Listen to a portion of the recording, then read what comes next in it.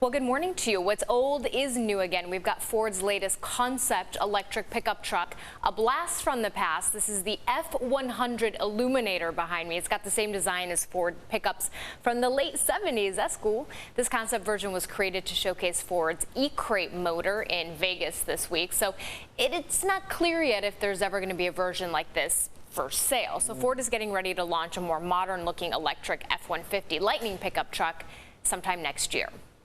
It's almost ugly sweater season. Swiss Miss Hot Cocoa is releasing their own take on the holiday tradition. The Swiss Miss sweaters have built-in zippered pockets to, quote, carry your favorite Swiss Miss Hot Cocoa flavor. I think people will be putting other things. Oh, I could put my cat in there. Yeah. Oh, there you go. Oh, yeah. Well, anyway, these sweaters cost $45, and the hot cocoa, by the way, is sold separately. Oh, okay. Astronauts aboard the International Space Station got treated to a special day. The group hosted a taco dinner with special guests, Red Hot Chili Peppers. Wow. No, not those Red Hot Chili Peppers. These chili peppers. A mini crop of the zesty veggies planted on board the ISS back in July were recently harvested. How cool is that? NASA says it was one of the longest and most challenging plant experiments ever attempted on the orbiting laboratory, but it allowed the astronauts to enjoy some delicious food from planet Earth. You got me excited. I know. Chili peppers. No, not these. These. This is the next best thing, I tell you. You're a big fan. I am a big fan of the both of the hot peppers. They can't run to the sink and stick their mouth under it. Their mouth is burning though, right? Yeah, no, you're right. What do they do? Yeah. You got to be a fan of just sample spicy. a little bit there. Yeah. Well, we're getting new details into the investigation into the deadly shooting on the set of the Alec Baldwin movie Rust. A lawyer for the young woman who was in charge of the weapons on set is now raising the possibility that the gun Baldwin fired had been sabotaged with a live bullet. That's his claim. The lawyer claims there was a box on the movie set labeled dummy rounds. He says the armorer on the set then loaded those rounds from that box into the handgun that Alec Baldwin used. So far, there's been no comment from the sheriff's office on that particular theory. Now, following that deadly shooting on the set of Rust, actor Dwayne Johnson says he will never use real guns in movies made by his production company ever again.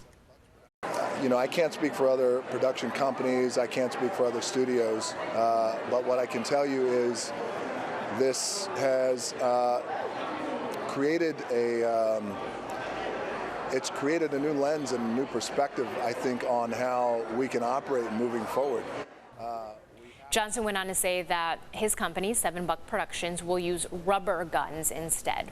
Well, you just saw Tom Hanks go to space in the movie adaptation of Apollo 13, or he did, but in real life, he's happy to stay here on Earth. The Oscar winner is getting some attention for saying no thanks to Jeff Bezos for a ride on the Blue Origin rocket. So during an interview with Jimmy Kimmel, Hanks said he was asked to go to space before William Shatner.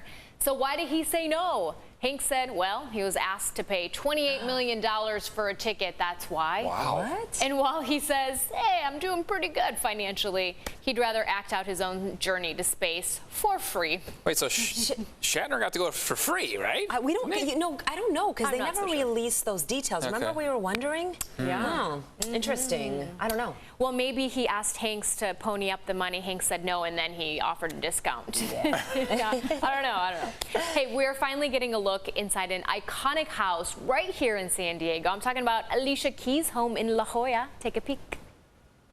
What's up, what's up, what's up? AD, how are you? I'm Mrs. Dean. Mr. Dean right here. And we want to invite you into our home. Come. Coming to the Zaza. Wow, look at this. Okay. Architectural Digest shared this video to their Instagram. Alicia Keys and Swiss Beats bought the Cliffside Mansion back in 2019 for about $20 million. It's 11,000 square feet, by the way. The home was designed by Wallace E. Cunningham and is known as the Razor House. It's gorgeous. That couch had more square footage than my home. Yeah. I know, right? Eric and I were watching this video the other day, and we're like, wow. How the other half lives, right? Look at that view. Whoa. Listen, not everyone plasters their love life all over social media. Some people, like country superstar Dolly Parton, like to keep it private. In fact, Dolly has been married longer than she's been a star, but you probably forgot about it because she doesn't post about it. Until this week, that is. Dolly shared this rare picture of her mystery man on Instagram. His name, Carl Dean, and they have been married for 55 years, back in 1966. Do the math. The throwback picture of the couple is helping promote her latest line of merchandise. In the picture, looks like Carl's wearing a t-shirt. Kind of looks edited if you look closely, considering that same shirt is available to buy online right now. Dolly wrote in the caption, "Find you a partner who will support you like my Carl Dean does." Oh. Evan, you're kind of like Dolly when it comes to your love life. Keeping it off the I was gram. going to say I'll be your Carl Dean. Oh, okay. How about that? No, I am. I'm very quiet about it. I mean, I think it's just like a different. Some people like to have it out there. Others keep it quiet. Some people are more in the middle. All right, my favorite part of the show. Time to take a look at what's trending. Let's go ahead and check in with Jenny. What are you, surprised? Are you brown nosing me? I am. Are you kissing And you look up gorgeous, to me? too. Oh, thank you. Keep going. We got time, huh? We love you. Hey, you know, Marie Kondo asked us to throw out anything that didn't spark joy in our lives. Well, now there's another cleaning trend that wants you to prepare to die. Die? What? Yeah, let me explain. It is called death cleaning, and it comes from the Swedish word dostadning, which, you guessed it, means death cleaning. The idea is once you start getting up there in age, you know, 50. What? 50? You start sorting through everything you've collected throughout your life, all that junk you don't need anymore. That way, you get to decide what things to get rid of and what your family should hold on to. You're encouraged to take your time with this and to share your experiences and memories with others along the way. So basically, the same as Marie Kondo's doing, but this, you're just kind of thinking about dying.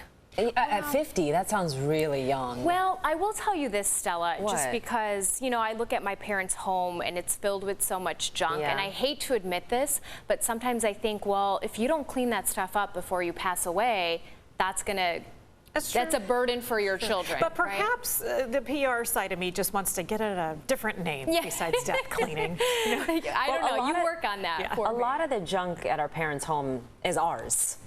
Well, then you go over there and you go clean your parents' house. Ago this weekend, basketball legend Magic Johnson held a news conference announcing he was HIV positive. Now, in an exclusive interview with CBS This Morning, Johnson and his wife Cookie described the moment they found out about his diagnosis and how it changed their lives. Take a listen. I was just devastated. I'm asking them 100 times, "Are you sure?" And they said, "Hey, we ran the test a couple of times, and yes, you do have HIV." And so I just lost it right there. I was thinking, you know, be strong, and I wore that white suit for a reason. I didn't want to wear anything dark or black, because to me, it's what it symbolized. And the white suit to me symbolized, you know, brightness, like a future. So Johnson said telling his wife was probably the hardest thing he's ever done in his life. The two had only been married for 45 days before that announcement, my goodness. But she stood by his side, exemplifying the vow, of course, for better or for worse. Even when we broke up all those times and I was dating other people, I said, I already know who I'm gonna marry. You did? Oh, I told all the women that. I know who I'm gonna marry. I said, I bet you were a fun date. I'm really gonna marry her. Oh, they knew. Magic, of course, went on to become the successful businessman we know today. He says he still has to take medication every day, although less of it, and adds, "Hey, my health is doing pretty great." So. I mean, he looks great. I don't think I knew that he was only married for 45 days. No, I didn't know that either. That's some stress to start out a marriage like that. But I will say, you know, even though this certainly wasn't something he wanted for his life, he really became sort of the icon of what can happen when you do get the right treatment, and that getting that HIV diagnosis certainly isn't what it was decades before. He was given something that someone knew he could handle, and he was, you know, a great role model with it. So, Jenny, thank you.